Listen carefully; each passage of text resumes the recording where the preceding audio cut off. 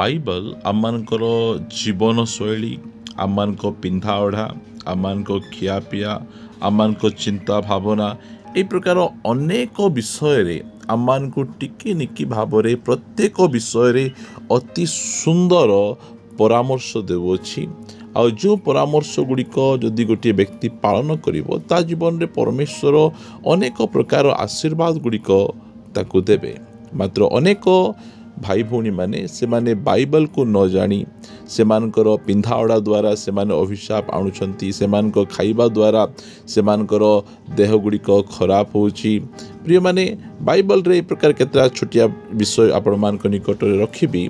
କାରଣ ଆମମାନେ ଦେଖୁଛୁ ଝିଅ ପିଲାମାନେ କାନ ଫୋଡ଼ଉଛନ୍ତି, ଆଉ ଅନେକ ପୁଅ ପିଲାମାନେ ମଧ୍ୟ କାନ ଫୋଡ଼ଉଛନ୍ତି। ଏ ଯେଉଁ କାନ ଫୋଡ଼େଇ କାନରେ ବିଭିନ୍ନ ପ୍ରକାର ଝୁମକା ଗୁଡ଼ିକ, ବିଭିନ୍ନ ପ୍ରକାର ରିଙ୍ଗ ଗୁଡ଼ିକ ସେମାନେ ଲଗାନ୍ତି। ବାଇବଲ ଏ ବିଷୟରେ ଆମକୁ କ'ଣ କହେ ମୁଁ ଆପଣମାନଙ୍କୁ କହିବା ପାଇଁ ଚାହେଁ। ସେହି ସମୟରେ ପୁରାତନ ନିୟମରେ, ଇସ୍ରାଏଲର ସମୟରେ, ସେହି ସମୟରେ କ୍ରୀତଦାସର ପ୍ରଥା ଥିଲା। ଲୋକମାନେ ଘର ଗୁଡ଼ିକରେ ସେମାନେ କିଣା ଦାସ ଗୁଡ଼ିକ ରଖୁଥିଲେ। ଆଉ ଗୋଟିଏ ଦାସ 6 ବର୍ଷ କାଳ ସେ ଜଣଙ୍କ ଘରେ ଦାସ ଭାବରେ ସେ ରହିପାରିବ। ଆଉ 6 ବର୍ଷ ପରେ ସେହି ଦାସକୁ ମୁକ୍ତ କରିବାର ଏହି ପ୍ରକାର ନିୟମ ପରମେଶ୍ୱର ଇସ୍ରାଏଲ ଲୋକମାନଙ୍କୁ ଦେଇଥିଲେ। 6 ବର୍ଷ ଯେକୌଣସି ବ୍ୟକ୍ତି ହେଲେ ମଧ୍ୟ 6 ବର୍ଷ ଭାବରେ ଜଣଙ୍କର ଘରେ ସେ କିଣା ଦାସ ଭାବରେ କାମ କରିବ।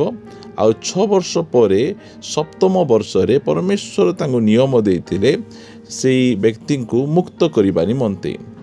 ଆଉ ଯଦି ସେ ମୁକ୍ତ ହେବା ପାଇଁ ଇଚ୍ଛା କରିବ ନାହିଁ, ଏ ମାଲିକ ବହୁତ ଭଲ, ମୁଁ ଆଙ୍କୁ ପ୍ରେମ କରୁଛି, ଏ ମୋର ବହୁତ ଯତ୍ନ ନେଉଛନ୍ତି, ମୋ ବାପା ପରି ଯତ୍ନ ନେଉଛନ୍ତି, ମୋ ଭାଇ ପରି ଯତ୍ନ ନେଉଛନ୍ତି, ତାହେଲେ ସେଇ ବ୍ୟକ୍ତି କହିବ ଯେ ନାଇଁ, ଆଉ ମୁଁ ଆପଣଙ୍କ ଠାରୁ ମୁକ୍ତ ହୋଇଯିବା ପାଇଁ ଚାହୁଁନାହିଁ, ମୁଁ ସବୁବେଳେ ଆପଣଙ୍କ ସହିତ ରହିବା ପାଇଁ ଚାହୁଁଛି। ଯଦି ଏହି ପ୍ରକାର ସେ ବ୍ୟକ୍ତି ଯଦି କହେ, ତାହେଲେ ଗୋଟିଏ ନିୟମ ରହିଛି।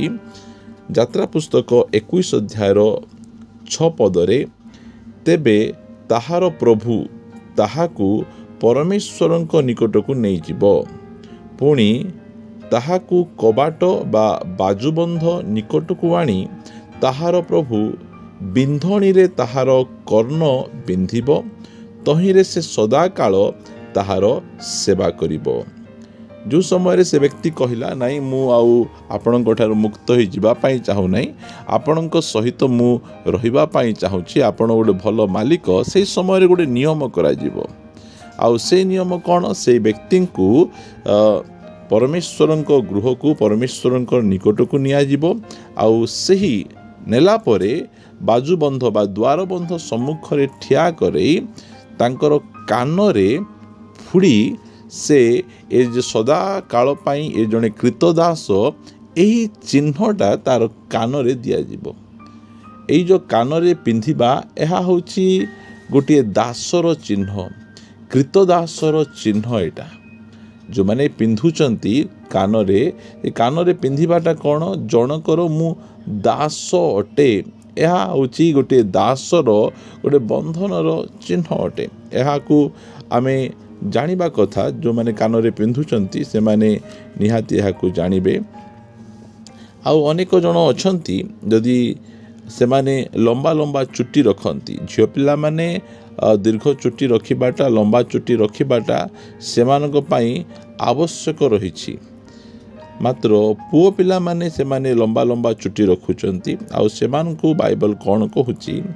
1 କରିନ୍ଥୀୟ 11 ଅଧ୍ୟାୟ ଯଦି ଆମେ ପଢ଼ିବା, ଲେଖାଯାଉଛି 15 କିନ୍ତୁ ସ୍ତ୍ରୀ ଦୀର୍ଘ କେଶ ରଖିଲେ ତାହା ତାହା ପକ୍ଷରେ ଗୌରବଜନକ, ଆବରଣ ସ୍ୱରୂପେ ତାର କେଶ ତାହାକୁ ଦିଆଯାଇଛି। 14 ପଦରେ ପଢ଼ିବା, ପ୍ରକୃତି ନିଜେ କି ତୁମମାନଙ୍କୁ ଶିକ୍ଷା ଦିଏ ନାହିଁ ଯେ ପୁରୁଷ ଦୀର୍ଘ କେଶ ରଖିଲେ ତାହା ପକ୍ଷରେ ତାହା ଅପମାନଜନକ। ଯଦି ଗୋଟେ ପୁଅ ପିଲା ଯଦି ସେ ଲମ୍ବା ଚୁଟି ରଖୁଛି, ତେବେ ସେଇ ବିଷୟ ତାହା ପାଇଁ ଅପମାନର ବିଷୟ, ଗୌରବର ବିଷୟ ନାହିଁ।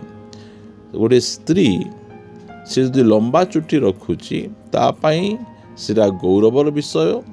ଆଉ ପରମେଶ୍ୱର ନିଜେ ତାହାକୁ ସେହି ପ୍ରକାର ଲମ୍ବା ଚୁଟି ଦେଇଛନ୍ତି ତାର ଆବରଣ ସ୍ୱରୂପେ। ମାତ୍ର ଗୋଟେ ପୁରୁଷକୁ ଲମ୍ବା ଚୁଟି ସେ ଦେଇନାହାନ୍ତି।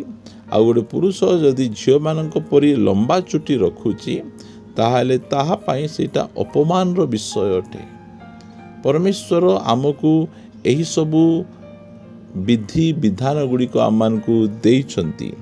ଆଉ ସେ ଆମମାନଙ୍କୁ କହୁଛନ୍ତି, ଯଦି କେହି ତୁମମାନଙ୍କୁ ଏ ପ୍ରକାର ପଚାରେ 16 ପଦରେ, କିନ୍ତୁ କେହି ବିବାଦ କରିବାକୁ ଇଚ୍ଛା କରେ, ସେ ଜାଣୁ ଯେ ଆମ୍ଭମାନଙ୍କର ଏ ପ୍ରକାର ରୀତି ନାହିଁ କିମ୍ବା ଈଶ୍ୱରଙ୍କ ମଣ୍ଡଳୀ ସମୂହର ନାହିଁ।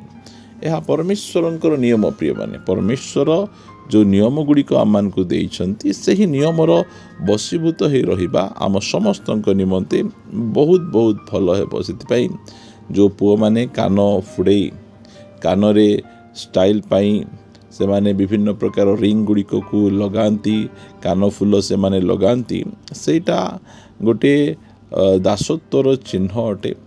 ଆଉ ପ୍ରଭୁ କେବେ ମଧ୍ୟ ଚାହାନ୍ତି ନାହିଁ ଯେ ଆମେ କାହାର ଦାସ ହେଇକିନା ରହିବା। ପରମେଶ୍ୱର ସବୁ ସମୟରେ ଆମକୁ ମୁକ୍ତ କରି ରଖନ୍ତି।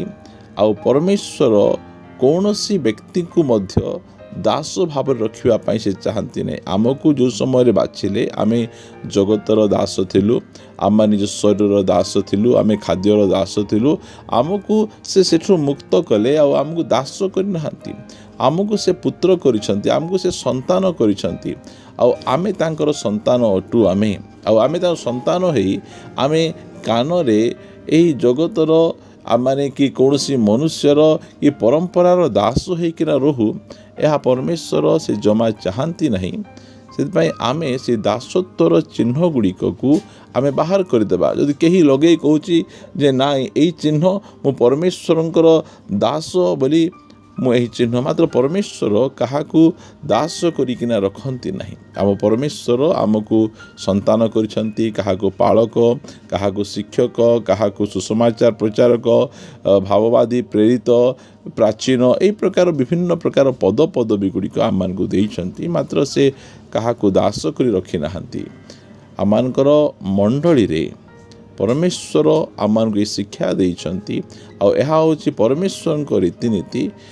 ପୁଅ ପିଲା ଲମ୍ବା କେଶ ରଖିବା ଉଚିତ ନୁହେଁ। ଆଉ କାନ ଫୋଡ଼େଇବାଟା ଏହା ଗୋଟେ ଦାସତ୍ୱର ଚିହ୍ନ।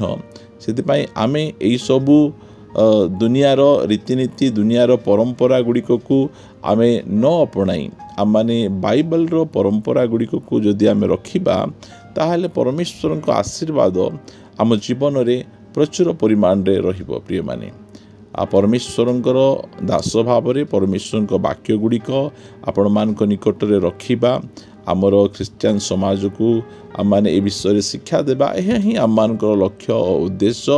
କିଏ ପିନ୍ଧୁଛନ୍ତି ତାଙ୍କୁ ଦେଖେଇକିନା କହିବା, କିଏ ଲମ୍ବା ଚୁଟି ରଖିଛନ୍ତି ତାଙ୍କୁ ଗାଳି କରିବା, ଏହା ଆମମାନଙ୍କର କୌଣସି ଉଦ୍ଦେଶ୍ୟ ନୁହେଁ। ମାତ୍ର ଆମମାନଙ୍କ ଦାୟିତ୍ୱ ହେଲା ଆପଣମାନଙ୍କୁ ବାକ୍ୟରୁ ଆମମାନେ ଶିକ୍ଷା ଦେବା, ଯେଉଁ ଶିକ୍ଷା କି ଆମର ଜୀବନରେ ଆଶୀର୍ବାଦ ଆଣିଦେବ। ପ୍ରଭୁ ଆପଣ ସମସ୍ତଙ୍କୁ ପ୍ରଚୁର ଭାବେ ଆଶୀର୍ବାଦ କରନ୍ତୁ। ଆମେନ୍। ଗଡ୍ ବ୍ଲେସ୍ ୟୁ।